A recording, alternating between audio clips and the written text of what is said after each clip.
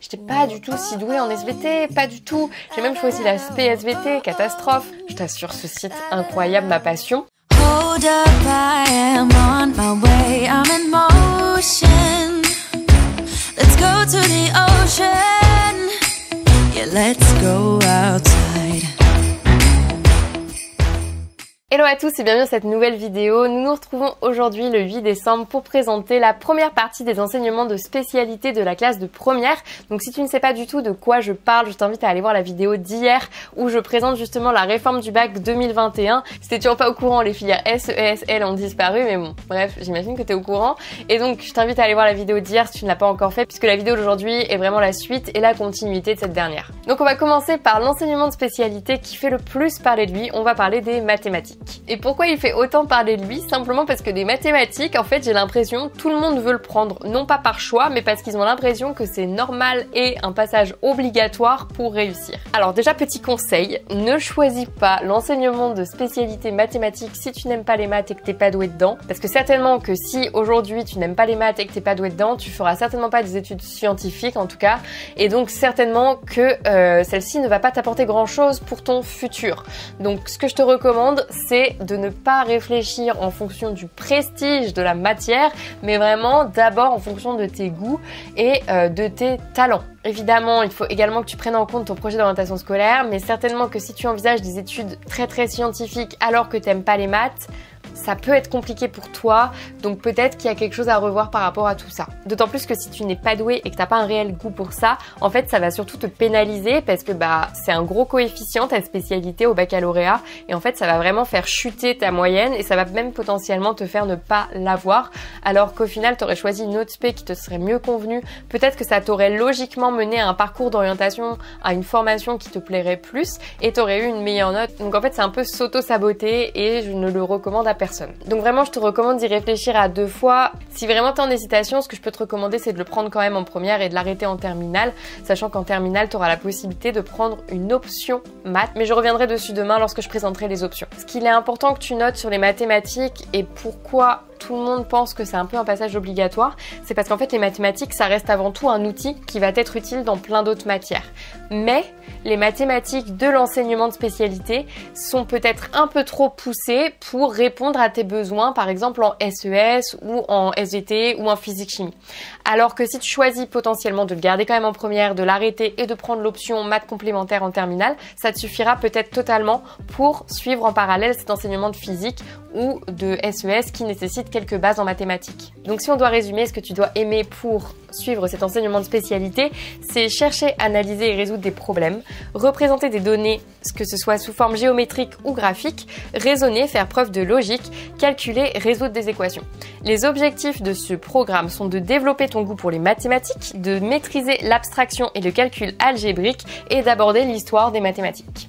Et enfin, les thématiques qui seront abordées seront donc l'algèbre, l'analyse, la géométrie, les probabilités et statistiques, très utiles pour le programme de PASS, et également l'algorithmique et la programmation, ce qui est la nouveauté un petit peu, puisque bon, même à mon époque, on en avait un petit peu avec GeoGebra, et c'est vraiment quelque chose qui tend à de plus en plus prendre une grosse part dans les mathématiques, ce que je trouve très cool puisque l'algorithmie aujourd'hui dans beaucoup de métiers c'est quand même très important d'avoir des notions de base. Donc le deuxième enseignement de spécialité que je tiens à te présenter c'est la physique-chimie. Alors cet enseignement de spécialité il va vraiment te plaire si t'aimes les choses concrètes et que t'aimes expliquer comment fonctionnent les choses. Donc si depuis tout petit tu te poses plein de questions sur ton environnement, pourquoi telle chose fonctionne comme ça, pourquoi un métal conduit la chaleur, pourquoi un plastique ça se déforme, bref tout ça ce sont des choses que tu vas aborder en physique-chimie et moi j'aimais beaucoup la physique-chimie parce qu'il y avait beaucoup d'expérience et que j'aimais beaucoup comprendre, analyser, observer et donc ça, si t'aimes ça, tu vas t'y retrouver là-dedans. Alors oui, il est très important d'avoir des bases de mathématiques pour pouvoir appliquer les formules que ce soit en physique ou en chimie, mais comme je le disais, tu peux prendre les mathématiques en première et l'abandonner en fin de première si c'est pas forcément une de tes matières préférées pour ne conserver que les mathématiques complémentaires. Certainement que cette option te suffira pour appliquer une formule de maths parce que très clairement je vais pas te mentir, moi j'ai fait un bac+5 en physique donc je m'y connais un petit peu quand même. Les maths on a arrêté au bout de la 3e année. Ouais, en bac+3 j'ai arrêté les maths. Ça m'a pas empêché en fait après de poursuivre à apprendre des nouvelles choses en physique puisque j'avais les bases nécessaires, je savais faire une intégrale, une dérivée, bref. J'avais les bases mathématiques nécessaires pour comprendre et appliquer les formules physique et chimique. Donc oui, il faut des bases, oui, il faut savoir résoudre des équations, mais non, tu n'es pas forcément obligé de choisir l'enseignement de spécialité mathématiques en terminale si tu souhaites faire la physique-chimie. Les maths complémentaires peuvent amplement suffire. Donc cet enseignement de spécialité, il va essentiellement être utile dans 3 cas. C'est si tu envisages des études de sciences, que ce soit à l'université, un DUT, BUT, etc. Ou si tu envisages une classe prépa scientifique, ou même si tu envisages pas cela, évidemment que ça va également être très utile. Donc pour résumer, ce que tu dois aimer, c'est observer, analyser et comprendre le monde qui t'entoure, raisonner et faire preuve de logique, modéliser des concepts tels que les forces qui s'appliquent sur un objet par exemple, et formuler mathématiquement des lois physiques, c'est-à-dire tu observes un phénomène, tu es capable d'y appliquer un modèle pour expliquer son fonctionnement. Les objectifs de cet enseignement de spécialité sont de te permettre d'explorer le réel. Les thématiques abordées vont être l'organisation et la transformation de la matière, l'énergie, conversion et transfert, et les ondes et signaux. Donc le troisième enseignement de spécialité que je vais te présenter, ce sont les SVT, sciences de la vie et de la terre. Donc la spécialité SVT, elle va te permettre d'aborder plein de sujets tels que le réchauffement climatique, mais également les OGM, la thérapie génique, et ça va te permettre d'apporter un regard critique et scientifique sur ces sujets. Elle va également bien sûr te permettre de développer ton raisonnement scientifique basé sur la démarche hypothético-déductive, j'adore ce mot. Bref, en gros, observer, analyser, faire des hypothèses, comprendre et beaucoup d'expériences. Donc si tu aimes faire des expériences, cette spécialité va également te convenir. Donc ce que tu dois aimer pour aimer les SVT, ça va être observer, analyser et comprendre le monde qui t'entoure, encore une fois, expérimenter, aimer tout ce qui est concret. Donc tu vas avoir beaucoup d'observations au microscope, beaucoup de dissection peut-être, bref, beaucoup d'expériences, un peu comme en physique-chimie, mais différentes.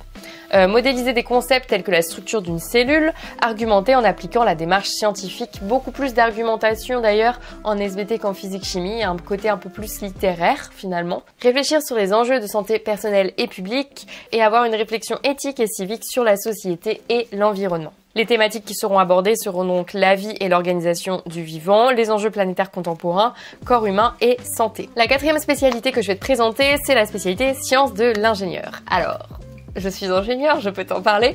Pour être ingénieur, il faut aimer résoudre des problèmes. Moi, j'adore les problèmes.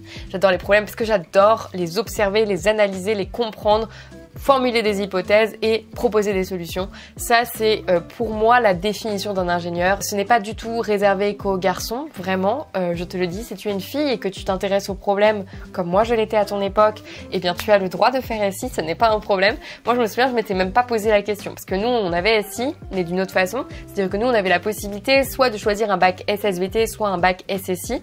Je m'étais pas du tout posé la question. Pour moi, il était évident que je devais faire un bac SSVT. J'étais pas du tout si douée en SVT, pas du tout. J'ai même choisi la SVT, catastrophe. J'aurais dû choisir physique-chimie, clairement, avec du recul. La physique, c'était mon point fort depuis le début, mais je m'en rendais pas trop compte.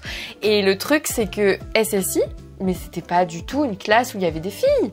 Et donc, à aucun moment, je m'étais dit que je pouvais y aller.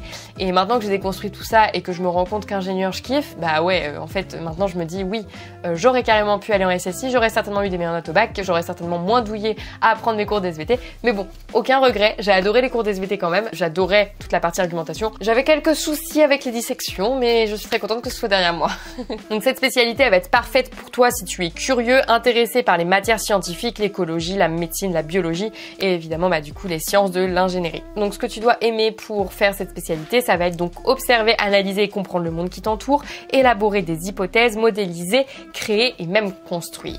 Les objectifs de cette spécialité, c'est de t'apprendre à développer tes capacités à innover, à résoudre des problèmes et à comprendre et décrire des phénomènes physiques. Les thématiques qui seront abordées vont être la structure, les réseaux de communication et d'énergie, la mobilité des personnes et des biens, aborder les produits d'assistance pour la santé et la sécurité, l'aide à la compensation du handicap, l'augmentation des performances du corps humain. Mais tu vas également étudier le design de produits innovants d'un point de vue technique, donc le prototypage par exemple d'une solution imaginée en réalité matérielle ou virtuelle et les applications numériques nomades. Donc le cinquième enseignement de spécialité que je vais aborder, c'est numérique et sciences informatiques. Donc cette matière est totalement nouvelle, elle ne correspond à aucune matière qui existait dans l'ancien bac et je trouve ça vraiment très cool parce que tu n'es pas sans savoir certainement que nombreux sont ceux qui font des études scientifiques, pas forcément d'informatique, donc comme moi par exemple de la physique, et qui derrière se retrouvent à avoir un taf en informatique. C'est ce qui a été par exemple mon cas.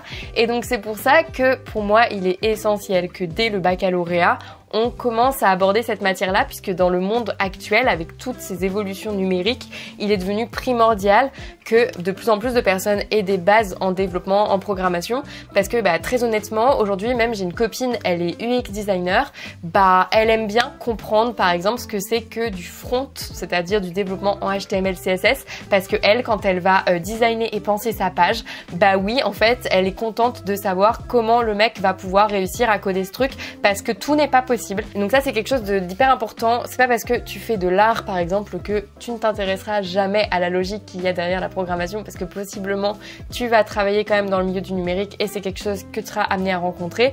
Donc si tu aimes la logique et résoudre des problèmes, cette spécialité va te plaire. Et là, j'ai une très bonne astuce pour que tu puisses la tester. J'ai un site internet que j'adore, ça s'appelle Coding Game. C'est une plateforme sur laquelle pendant longtemps j'ai beaucoup joué, mais en fait tu joues à coder.